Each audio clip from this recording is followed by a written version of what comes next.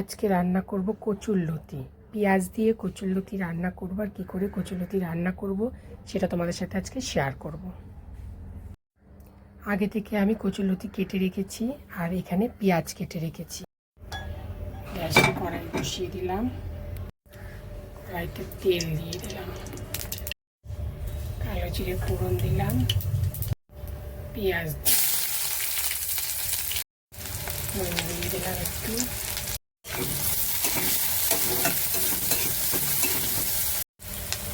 দিয়ে দিলাম,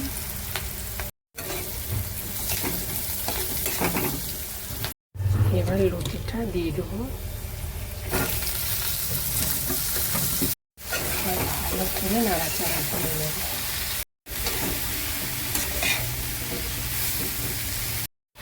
লতিটাকে একটু ঢাকা দিয়ে দেবো যাতে ভালো করে মজে যায়। ঢাকনাটা সরিয়ে দিলাম, মজে গেছে ভালো। এবার একটু লঙ্কার গুঁড়ো দিয়ে দেবো, চিনি দিয়ে দেবো,